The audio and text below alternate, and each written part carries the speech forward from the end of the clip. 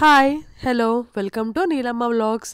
మేము చెన్నైలో ఉండేటప్పుడు మా మెయిన్ అడిగాను, తమిళనాడు సాంబార్ చాలా బాగుంటుంది కదా, ఒకసారి చెయ్యరా నా కోసం అని చెప్పి.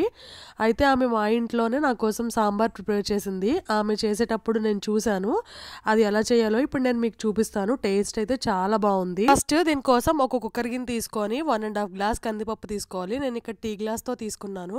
తర్వాత ఈ లైన్స్ మునిగేంత వరకు వాటర్ పోసుకొని 4 విజిల్స్ రానివ్వాలి. ఈ లోపు వెజిటేబుల్స్ కట్ చేసుకోవాలి.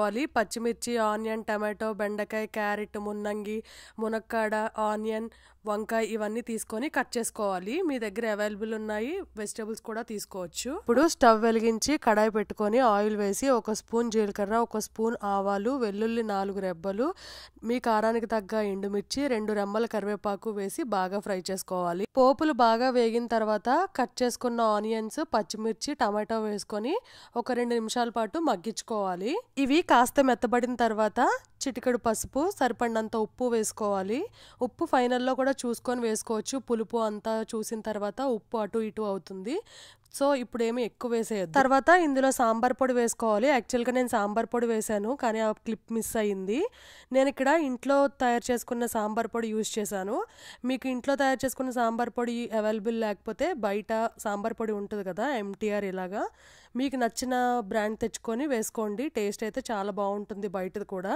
తర్వాత ఒకదాని తర్వాత ఒకటి కట్ చేసుకున్న వెజిటేబుల్స్ అన్నీ వేసి వెజిటేబుల్స్ ఉడకడానికి సరిపడినంత వాటర్ పోసుకోవాలి.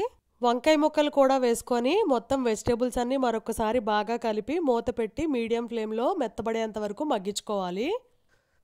చూసారా, ముక్కలు చాలా మెత్తగా బాగా ఉడికిపోయాయి. ముక్కలు ఉడికాయో లేదో చూడాలంటే ఒక ముక్కని నొక్కి చూస్తే తెలుస్తుంది మనకి. ఆల్రెడీ ఉడికించి పెట్టుకున్న కందిపప్పు వేసి కొంచెం వాటర్ యాడ్ చేసి మొత్తం కలిసేటట్టు కలుపుకోవాలి. చింతపండు రసం యాడ్ చేసిన తర్వాత సాంబార్ ఎంత బాగా మరిగితే అంత టేస్ట్ వస్తుంది. ఈ విషయం గుర్తుపెట్టుకోండి. ఫైనల్ గా కొత్తిమీర వేసి సాంబార్ తిరగబడేంత వరకు బాగా మరిగిన తర్వాత స్టవ్ ఆఫ్ చేసుకోవాలి.